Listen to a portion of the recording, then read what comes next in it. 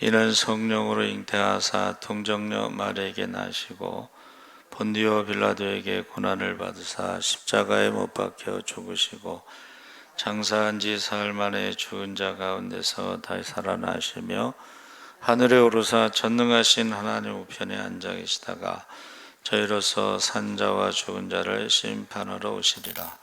성령을 믿사오며 거룩한 공예와 성도가 서로 교통하는 것과 죄를 사하여 주시는 것과 몸이 다시 영원히 사는 것을 믿사옵나이다. 아멘. 김종금 전도사님 대표기도 하시겠습니다.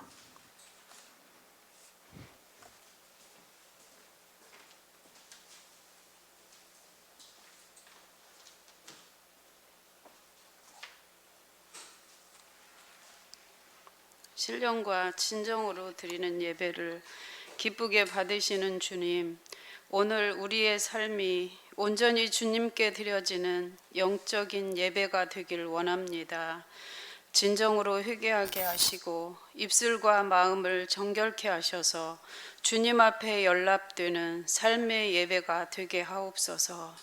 오늘도 주님의 은혜로 우리의 심령이 정결케 되어 성령 충만함으로써 주님 안에서 새로운 옷으로 덧입혀지며 주님의 거룩함으로 성령의 열매를 맺는 참다운 자녀의 삶을 살게 하옵소서.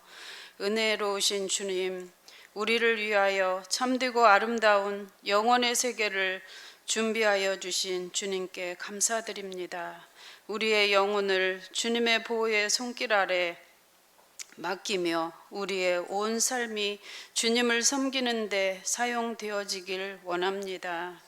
우리의 말과 행동이 곧 복음이 되어지게 하시고 우리의 삶 전체로 주님을 찬양하며 주님의 명령을 따라 구원의 복음을 온전히 전하는 삶을 살 수 있도록 도와주옵소서.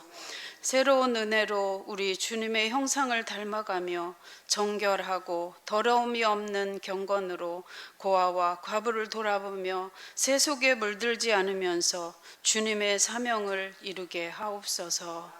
오늘도 말씀을 들고 단위에 서시는 목사님 영육간의 강건함 허락하여 주시고 성령 충만함으로 우리에게 꼭 필요한 말씀을 전하게 하시옵소서.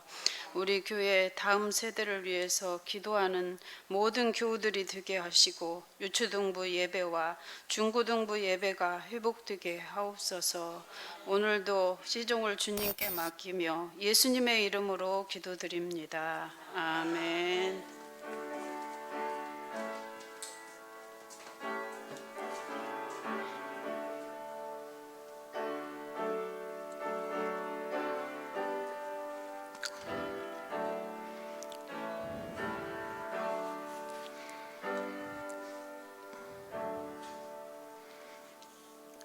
하나님 말씀은 골로새서 1장 15절에서 29절까지 말씀을 보겠습니다. 신약성경 324쪽에 있습니다.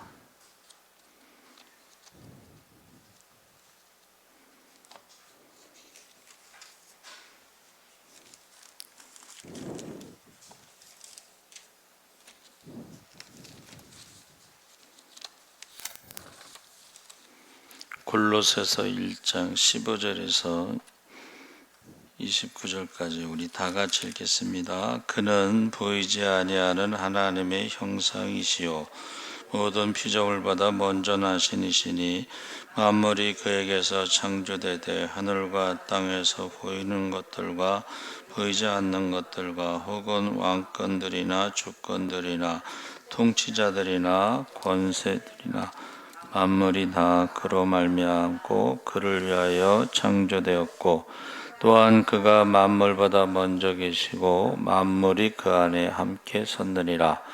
그는 몸인 교회의 머리시라. 그가 근본이시요 죽은 자들 가운데서 먼저 나신 이시니 이는 친히 만물의 으뜸이 되려 하시며 아버지께서는 모든 충만으로 예수 안에 거하게 하시고 그의 십자가의 피로 화평을 이루사 만물 곧 땅에 있는 것들이나 하늘에 있는 것들이 그로 말미암아 자기와 화목하게 되기를 기뻐하심이라. 전에 악한 행실로 멀리 떠나 마음으로 원수가 되었던 너희를 이제는 그의 육체의 죽음으로 말미암아 화목하게 하사 너희를 거룩하고 흠없고 책망할 것이 없는 자로 그 앞에 세우고자 하셨으니, 만일 너희가 믿음에 거하고 터 위에 굳게 서서 너희 들은 바 복음의 소망에서 흔들리지 아니하면 그리하리라. 이 복음은 천하 만민에게 전파된 바요 나 바울은 이 복음의 일꾼이 되었노라. 아멘. 23절까지만 읽겠습니다. 예배 순서대로 다 하지만 수요일 날은 예배 전에 30분 찬양하니까 사도신경하고 대표 기도하고 말씀을 보고 바로 설교에 들어가겠습니다. 우리가 골로새서는 편지죠. 그래서 원래는 골로새인들에게 이렇게 표제 제목이 붙어 있었는데 나중에 그것이 모아져서 골로새서 1장 2절로 미루어 볼 때 골로새인들에게가 골로새서라는 편지입니다. 그래서 이 편지는 바울과 디모데의 이름을 들고 있지만, 그러나 반복되는 것이 나라고 하는 것이 바울과 그의 젊은 조력자인 이름으로 쓴 바울 자신의 기록이라는 사실을 보여주고 있습니다. 그래서 이게 골로새서, 에베소서, 빌립보, 골로새서를 옥중서신이라고 그러죠. 감옥에서 쓴 거예요. 감옥에서도 자기가 세운 그 교회들에 대해서 계속 기도를 하고 소식을 묻고 그 골로새 교회의 이제 문제에 대해서 편지를 통해서 그들에게 답을 주는 거죠. 그래서 사실은 교회는 누가 세웠는지 알 수가 없습니다. 그런데 3년 동안 에베소를 선교 본부로 삼았고, 그리고 아시아에 사는 자는 유대인이나 헬라인이나 다 주의 말씀을 듣더라 했을 때에 아마도 에베소뿐 아니라 거의 아시아 전부를 통해서 바울이 이제 권유하면서 에베소와 그 근방에서 있는 모든 고린도인들에게 편지를 쓰면서 골로새서도 그렇게 해서 쓴 편지로 알려져 있습니다. 그러니까 교회는 누가 세운지 모르지만 아시아에 있는 교회 전체를 사도 바울이 품고 기도를 하고 그들과 교제를 했다는 것을 알 수가 있습니다. 그래서 이 아시아라고 하는 것은 이제 큰 항구 도시 에베소를 비롯해서 그 주변에 있는, 그래서 우리가 아시아에 있는 7교회, 계시록에 나오는 그 7교회가 바로 그 소아시아를 의미하고 있습니다. 그래서 우리는 이제 극동아시아, 동쪽에 있는 아시아고, 이제 몽골이나 중국, 이제 중앙아시아, 그리고 이제 유럽과 붙어 있는 것이 소아시아 이렇게 되어 있습니다. 그래서 이 골로새서가 에바브라와 빌레몬이 구원의 기쁜 소식을 들었던 것처럼 고향 사람들에게 복음을 전해 주었다는 것으로 생각할 수가 있습니다. 그래서 골로새 교회를 세우지 않았다 하더라도 교회의 설립자라고 일컬어질 수 있을 정도로 그 편지의 내용이 그 교인들의 영적 상태에 대해서 스스로 책임을 느끼고 있었고 그들이 처해 있는 위험을 잘 알고 있었음이 분명합니다. 그래서 에바브라를 통하여 로마에 있는 바울에게 전달되었고 그것을 다시 답장을 가지고 간 것이 골로새서죠. 그래서 전체적인 내용으로 볼 때 거짓 교훈, 교회가 세워졌는데 이게 애기 교회, 이걸 이제 영어로는 이제 마더 처치라고 하고 그 다음에 도로 처치라고 그러는데 엄마 교회, 모교회가 있고 그 모교회가 그 딸 교회를 세웠는데 약하다는 거죠. 아직 신앙적으로도 약하고 교리적으로도 약하고 말씀적으로도 약하고, 그런데 그 약한 교회에 거짓 교훈을 가지고 온 사람들이 있었는데, 그 유대주의, 모세의 율법을 지켜야 구원받고 할례를 받아야 구원받는다는 사람이 있었고, 영지주의, 영적인 어떤 지식이 있어야 구원받는다. 우리가요, 지금 한국교회에서 이제 제자훈련이 굉장히 유행한 적이 있었는데, 그 제자훈련이 성경 공부가 제자훈련이 아닌데, 성경 공부를 제자훈련으로 알고 지식적으로는 굉장히 많이 하는데 지식과 생활이 일치하지가 않아요. 그게 이제 문제가 되는 거죠. 그래서 지금 거기 보면은 이제 뭐 천사 숭배하는 사람도 있고, 또 영지주의의 어떤 문헌들도 나오고, 뭐 비밀이라든가 이런 지식이라는 말이 사실은 좋은 말이 아니고 뭔가 영적으로 신비한 것을 알아야지 구원받는 것처럼 사람들을 흔드는 것입니다. 거기에 대해서 바울은 예수님이 누구신가를 정확하게 알려줌으로 그런 것들이 구원의 조건이 될 수 없다, 그것을 가르쳐 주는 것이 이제 바울 서신인데, 거짓 교사들이 유대인들의 모본을 따르고 할례, 음식물의 금기, 절기의 준수, 극단적인 율법주의적인 의식주의, 이런 것들을 교회 안에 막 들여온 거예요. 그러니까 이제 이방인들은 구약의 율법을 모르니까는 혼란이 오는 거예요.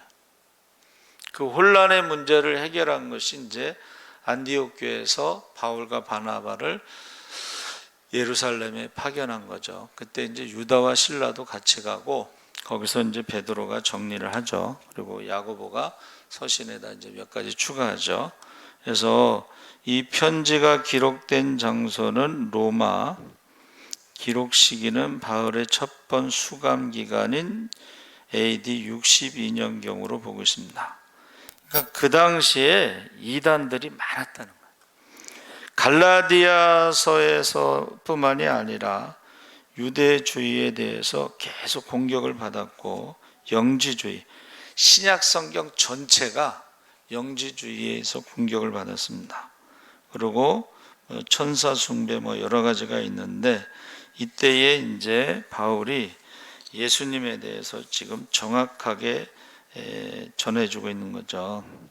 그래서 하나님의 축복에 대해서 감사하면서 1장 14절에서부터 2장 3절까지 교리, 그리스도의 탁월성과 그리스도의 사업과 그리스도의 목자로서의 바울의 봉사하고, 그 교리적인 교훈적인 부분에서는 2장 4절서부터 23절까지 하나님의 충만이 되시는 그리스도, 모든 정사와 권세의 머리가 되시는 그리스도, 회개의 중개자와 원동력이 되시는 그리스도, 낡은 율법주의 체제의 마침이 되시는 그리스도, 그래서 그릇된 철학과 사변에 대한 경고, 공고적인 부분은 3장 1절에서 4장 6절까지 그리스도인은 세상에 대해서 죽고 오직 그리스도만을 위해서 살아가는 삶이고,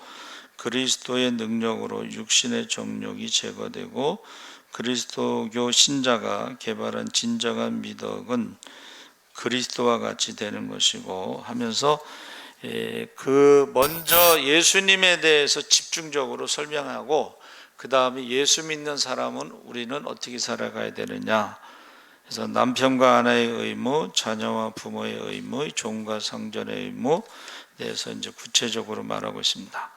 그래서 오늘 말씀의 제목이 복음의 일꾼들인데, 우리가 세상에는 세 종류의 사람이 있다.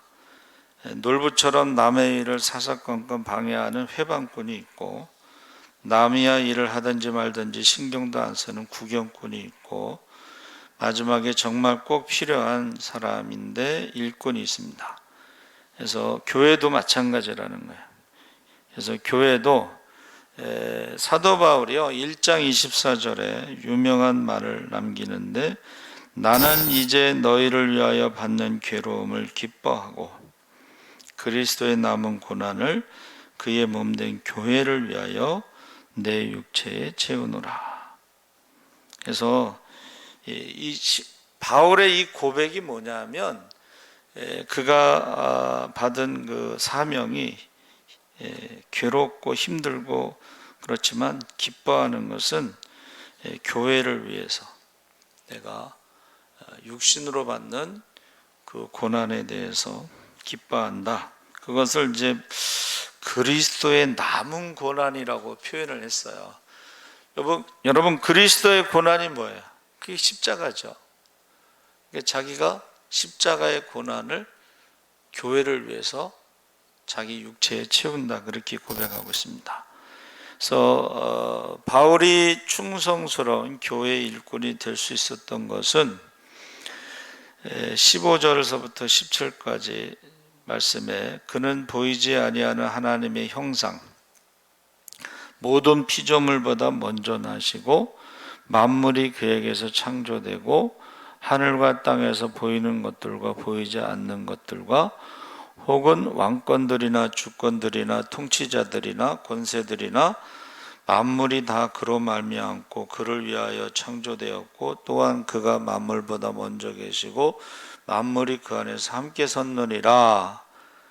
그가 충성된 일꾼이 될 수 있었던 것은 예수님에 대한 정확한 신앙 고백이 있었다는 거예요. 예수님에 대한 정확한 신앙 고백 때문에 순교도 할 수 있는 것이고, 그가 살 소망이 끊어지고 마음의 사형 선고를 받는 아시아 선교에 대해서 달려갈 길 다 가고 선한 싸움 다 싸우고 믿음을 지켜서 의의 면류관, 생명의 면류관, 축복의 면류관을 받을 것을 확신할 수 있었던 것입니다. 하나님을 눈으로 본 사람은 없습니다. 모세가 바위 사이에 숨어 있다가 잠깐 동안 하나님의 뒷모습을 살짝 보았다고 했습니다. 근데 그 모세의 얼굴을 사람들이 쳐다보지 못할 정도로 얼굴에 광채가 났다. 그러니까 하나님의 모습을, 뒷모습을 잠깐 봤는데도 그 영광이 전이가 돼서 그 영광의 빛을 보지 못했다, 그렇게 표현하고 있습니다. 그래서 대개 이제 우리는 하나님을 볼 수 없지만은 살아계신 하나님께서 인간의 몸을 가지시고 이 땅에 오신 것이 이제 성육신이죠. 그래서 바로 하나님의 아들 예수 그리스도께서 우리와 함께 하셨고, 그래서 계시록에 뭐라 그랬어요? 우리가 눈으로 본 바요, 손으로 만진 바라. 예수님과 같이 공생의 3년 동안을 지내면서 하나님의 형상인 예수님을 우리가 직접 눈으로 보고 손으로 만졌다, 그리고 그의 음성을 들었다, 이제 그렇게 고백하죠. 그래서 임마누엘 되신 하나님, 우리와 함께 하신 하나님. 근데 빌립이 뭐라 그랬어요? 주여 아버지를 우리에게 보여주옵소서, 그리하면 조각겠나이다. 예수님이 뭐라고 대답하셨어요? 빌립아, 내가 이렇게 오래 너희와 함께 있으되 네가 나를 알지 못하느냐? 나를 본 자는 아버지를 보았거늘 어찌하여 아버지를 보이나 하느냐? 그러니까 이 땅에서 하나님을 직접 본 사람은 없지만, 그러나 하나님의 형상인 아들을 본 사람들이 있었죠. 그래서 이것이 우리 예수 믿는 사람들을 볼 때, 남편이 아내를 볼 때 자기는 하나님을 본 적은 없지만 우리 와이프를 보니까 하나님이 계신 것 같다, 이런 말이 나오면 얼마나 좋겠어요. 그렇죠? 예? 우리 아이들이 하나님을 본 적은 없지만 엄마 아빠를 보니까 하나님이 계신 것 같다.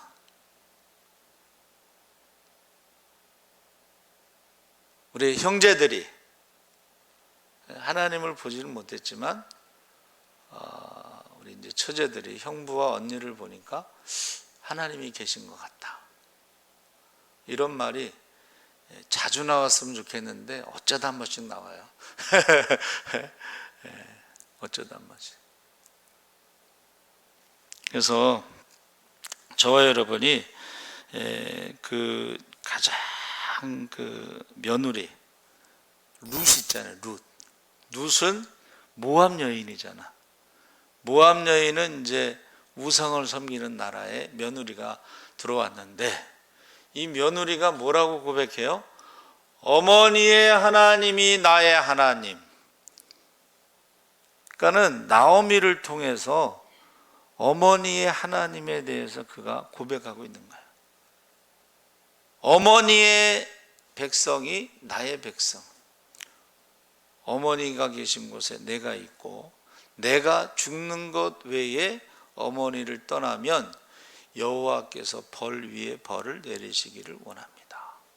그러니까 그가 모압 여인이지만 나오미를 통해서 여호와에 대해서 정확하게 알고 신앙 고백을 했다는 것입니다. 우리가 하나님을 보여줄 수는 없지만 하나님을 제대로 믿는 것은 보여줄 수 있습니다. 그렇죠? 그러니까 우리 성도들이 이제 우리 권사님들이 새벽마다 기도하시잖아요. 그러고 기도를 통해서 응답받는 것을 통해서 자녀들이 그걸 기억한다는 거예요. 그때 우리 어머니가 새벽 기도 가서 기도했던 것이 이러한 것이었는데 기도가 그대로 성취되는 걸 보면 너무 놀랍잖아요. 그래서 저와 여러분이 우리는 성경책을 보고 안 믿는 사람들은 우리를 본다. 우리는 걸어다니는 성경책. 세상 사람들은 성경책을 안 보지만 우리를 보면서 하나님이 계시구나, 하나님이 살아계시구나, 하나님이 전능하시구나, 하나님이 축복하시는구나. 그래서 어떤 집사님이 열심히 새벽기도 나오시는데 자기네 집 물건이 그렇게 좋지 않은데 자기 집에 손님이 많아서 옆에 있는 사람들이 질투한대요. 근데 가만히 제가 기도해 보니까 물건은 좋지 않아도 새벽 기도를 하시는 그 집사님을 하나님이 복 주시는 게 정상이지. 그렇죠? 할렐루야.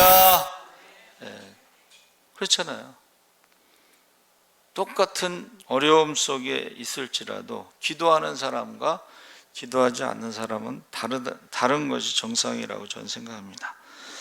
그래서 저와 여러분이 예수님을 정확하게 신앙 고백할 때에 일꾼이 될 수가 있다 하는 것입니다. 그러니까 바울이 내가 복음을 부끄러워하지 않는다.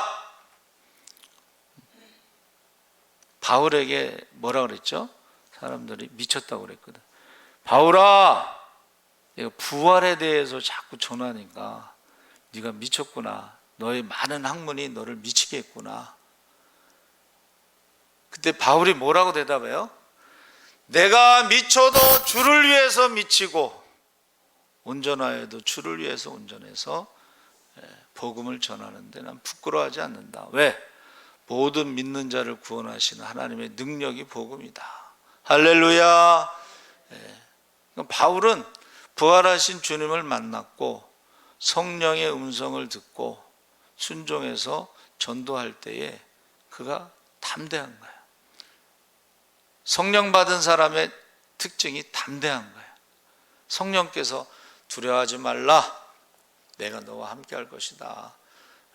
유라굴라라고는 광풍을 만났어도 너 죽지 않아. 그리고 너와 함께 배에 탄 사람들도 한 명도 죽지 않아. 몇 명이라고 그랬죠? 276명. 276명 한 명도 죽지 않아. 원래는 죄수들이 다 죽을 수 있는 상황. 왜? 군인들이요 죄수들이 도망갈까 봐 죽이려고 했거든. 근데 바울이 막았어. 성령께서 내게 말씀하시기를 한 명도 죽지 않는다고 했습니다. 그러니까 먼저 죄수들보다 먼저 군인들이 내려가서 있다가 죄수들이 내리면 도망가지 못하게끔 하면 됩니다 해서 한 명도 죽지 않습니다. 군인들이 죽이지 않았죠. 바울의 말을 믿고. 그래서 18절 이하의 말씀에 자기는 그렇게도 예수를 핍박을 했는데 예수님께서 십자가의 피로 화목을 이루시고 땅에 있는 것들이나 하늘에 있는 것들이나 모든 만물들이 다 십자가 안에서 자기와 화목하게 되는 것을 기뻐하셨다. 그러니까 바울이 복음을 전할 때 가장 자신 있게 전할 수 있는 게 뭐예요? 나 같은 죄인이 용서함 받아서, 내가 누구냐? 핍박자여, 살인자여, 죄인 중에 괴수였는데 나 같은 사람도 용서함 받았는데, 나 같은 사람도 하나님이 쓰시는데 나보다 더 큰 죄를 지은 사람 있으면 손 들어봐. 없잖아. 바울보다 더 큰 죄를 지은 사람이 없었다는 거야. 왜냐하면 항상 핍박하는데 앞장섰으니까. 그래서 부활하신 주님께서 뭐라 그랬어요? 사울아 사울아 내가 왜 나를 핍박하느냐. 주여 니시오니까 나는 내가 핍박하는 예수라. 그럼 바울은 복음을 전할 때에 나 같은 쌍놈이, 옛날에 나 같은 죄인이, 나 같은 쌍놈이 용서함 받고 옳다함 입은 예수의 피밖에 없네 하면서, 그거는 뭐 누가 뭐라고 해도 확실히 말할 수가 있는 거죠. 그래서 우리가 예수님에 대해서 정확하게 알아야지 일꾼이 될 수 있다 하는 것을 말하고, 그가 고린도후서 11장에 보니까 복음을 전하다가 붙들려서 감옥에 들어가고 2번 매도 수없이 맞고 여러 번 죽을 고비를 수도 없이 넘기고 배가 파손되기도 하고 강의 위험, 바다의 위험, 강도의 위험, 동족의 위험, 이방인의 위험, 신의 위험과 광의 위험을 당하고 여러 날 동안 잠도 제대로 자지 못했고 줄이고 목말랐던 일을 하루 이틀이 아니었다는 거예요. 그때마다 춥고 배고프고 헐벗으면서도 오직 한 가지, 그리스도를 전하는 복음의 일꾼으로 일평생을 살다가 간 사람이 바로 사도 바울이다. 그래서 교회의 머리가 되시는 우리 주 예수 그리스도를 사랑하기 때문에 하나님의 말씀을 온전히 이루기 위해서 그리스도의 남은 고난을 내 육체에 채우노라 하고 고백한 것입니다. 그래서 이 바울은 그 예수님에 대해서 정확하게 알았고, 그래서 일꾼이 되는 그 3가지를 꼭 이야기했는데, 첫 번째가 믿음에 거하라 그랬습니다. 22절 말씀에 우리들이 흠이 없고 책망할 것이 없는 자가 되게 하시려고 십자가에서 달려 죽으셨다고 말씀을 하고 있는데, 28절 하반절에는 각 사람을 그리스도 안에서 완전한 자로 세우기 위해서 하나님 말씀을 전파하고 각 사람들을 권면하고 모든 지혜로 각 사람을 가르친다고 말하고 있습니다. 그래서 믿음에 거하면 바로 복음의 일꾼이 될 수 있다. 그리고 칭찬받는 복음의 일꾼, 교회의 일꾼이 되려면 믿음의 터 위에 굳게 서야 된다. 이 믿음의 터라는 것이 이제 말씀입니다. 우리는 그것을 반서, 신앙 고백이라고 그러죠. 터 위에 굳게 서라는 그 말씀은 믿음의 터를 말하는데, 우리가 예수사랑교회 10계명에 말씀을 알아야 시험에 이길 수 있다 그랬잖아요.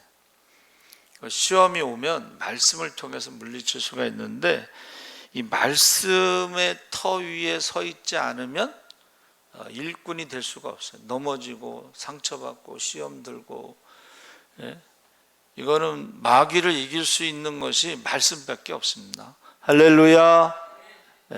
그래서 항상 3가지 시험이 오죠. 무엇을 먹을까 입을까. 우리는 어떻게 해야 돼요?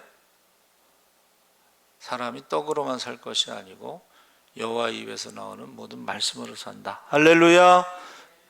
그랬더니 그 다음에 시험이 뭐예요? 예? 마귀가 또 말씀을 인용해서 기록되었으되 하고 시편 91편 11절 12절에 높은 곳에서 뛰어내리면 천사가 받아준다고 하지 않았느냐. 예수님께서 뭐라고 말씀하셨어요? 주 너의 하나님을 시험치 말라. 8장 16절 말씀으로 신명기. 그러니까 마귀가, 여러분, 마귀가 한두 번 해서 포기하지 않습니다. 세 번째는 한 번만, 이 한 번만이라는 유혹이 엄청난 거예요. 주일날 한 번만 예배 안 드리고 가면 5억을 벌어. 이 지금 몇십 년 전에 5억이면요, 그때 그 장로님이, 조장로님이 간증할 때 보니까는 5억에 11조 5천만 원에 감사금 5천만 원이면 교육관을 하나 질 때야. 교육관을 하나 질 때야. 하나님, 한 번만 제가 주일날 가서 5억을 벌어가지고 11조를 5천만 원하고 감사원금을 5천만 원에서 교육관을 짓겠습니다.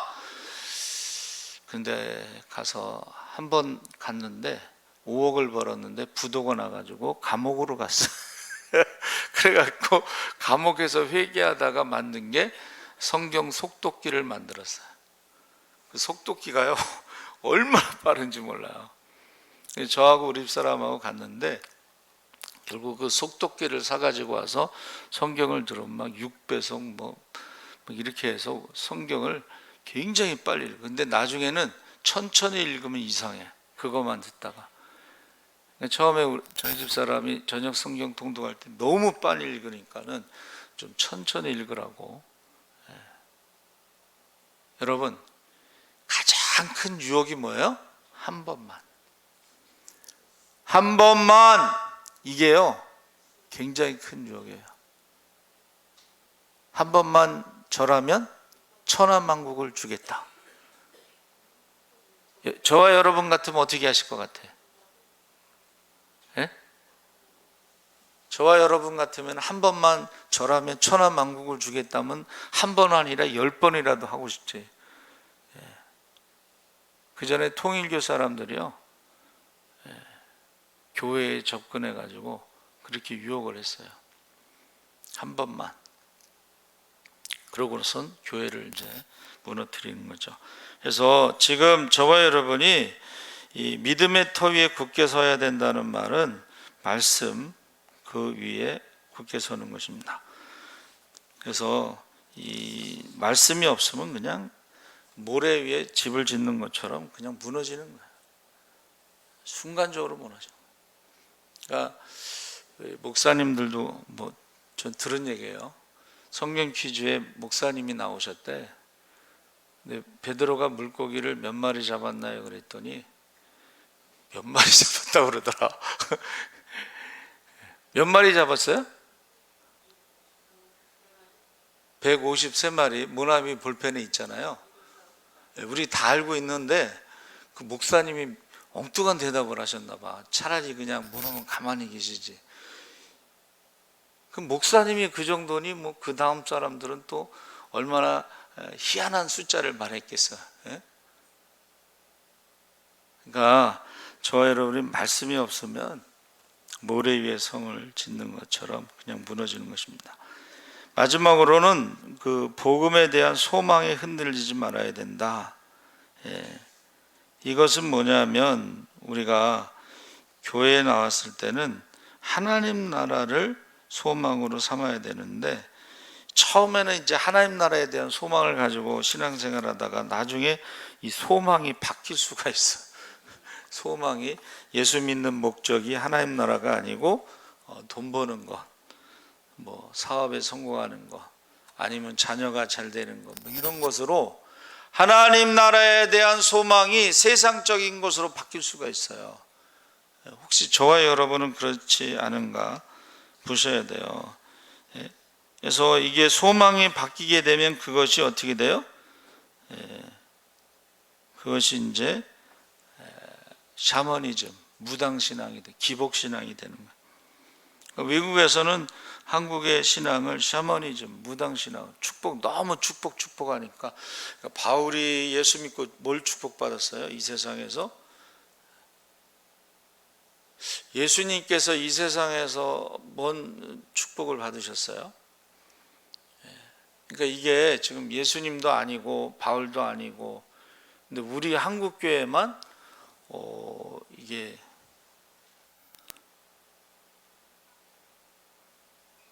세습을 하죠. 그러니까 이게 지금 이게 소망이 바뀌면 안 된다는 거예요.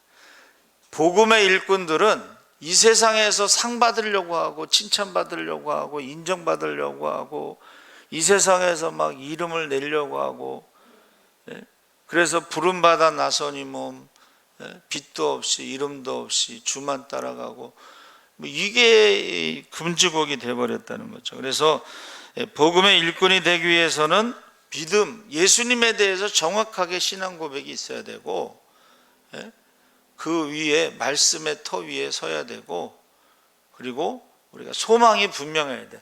하나님 나라에 가서 소망이라는 게 뭐예요? 하나님 나라에 가서 상 받을 생각 안 하고 이 땅에서 다 받으려고 그러고 이 땅에서 다 축복받으려고 그러고,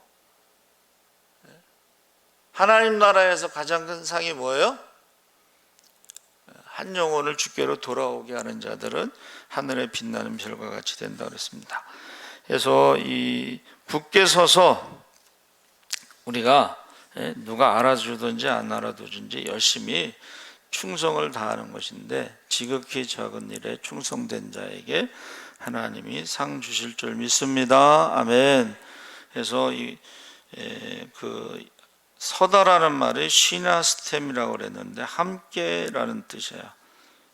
여러분, 저와 여러분이 주님과 함께 서시기 바랍니다. 말씀과 함께 서시기 바랍니다. 그러니까는 막 주님이 막 인기가 올라가니까는 사람들이 막 찾아오고, 그러니까는 제자들이 주님을 찾아와서 뭐라 그랬어요? 주여, 사람들이 주님을 찾습니다. 근데 주님께서 뭐라 그러세요? 다른 마을로 가자. 아니, 여기서 지금 병 고친 사람이 몇 명인데 여기가 지금 우리 텃밭입니다. 그랬더니 주님께서 다른 마을로 가자. 다른 마을로 가서 전도하자. 내가 이를 위해서 왔노라. 그러니까 우리는 너무 신앙생활할 때에 이게 속을 수가 있어요.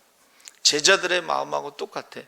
주여, 여기가 좋사오니. 근데 주님께서는 여기가 좋사오니에 별로 관심이 없어.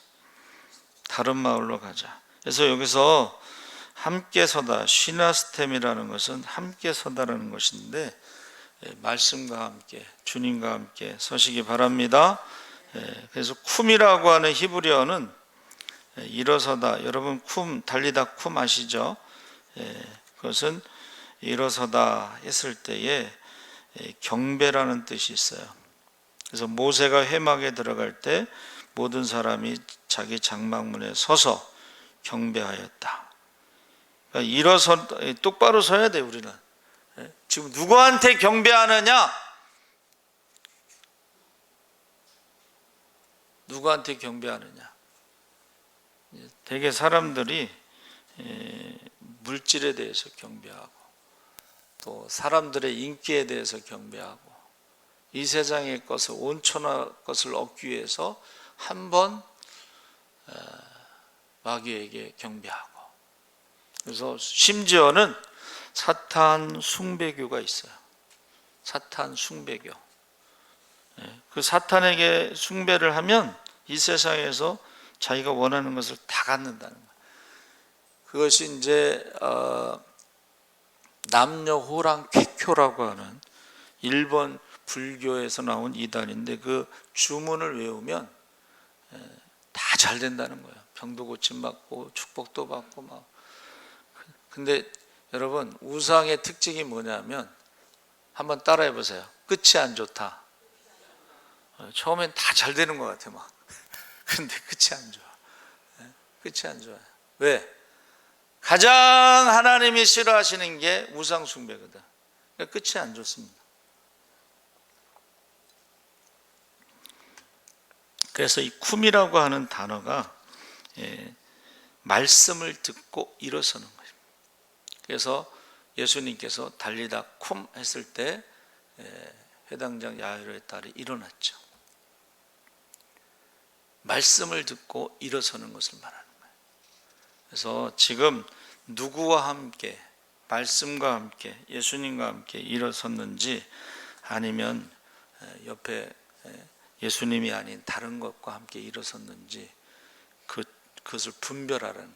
그래서 세월을 아끼라 때가 악하니라, 우린 거기까지 많이 이제 암송하는데, 그 다음에 하나님의 뜻이 무엇인지 분별하라는 거예요. 그러니까 지금 세월을 아끼고 때가 악하다고 하는데 하나님의 뜻을 분별하지 못하고 막 세상 풍조를 따라가고, 교회가요, 교회 성장학이라고 하는 세상 풍조를 따라가서, 교회 성장학이 뭐냐면 경영학을 혼합주의 시킨 게 교회 성장학이에요. 머리 좋은 놈들이 교회를 성장시키는 거야, 회사를 운영하듯이. 근데 거기에는 십자가도 없고 예수님도 없고 그냥 세상적인 어떤 그런 것만 있는, 그러니까 그냥 세습하고 그런 거예요. 여러분, 저와 여러분이 복음의 일꾼이 되기 위해서 예수님에 대해서 정확하게 고백해야 돼요.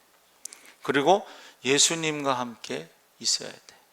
그리고 하늘의 소망이 있어야지 복음의 일꾼이 될 줄 믿습니다. 아멘. 살아계신 하나님 아버지 감사합니다. 사도 바울이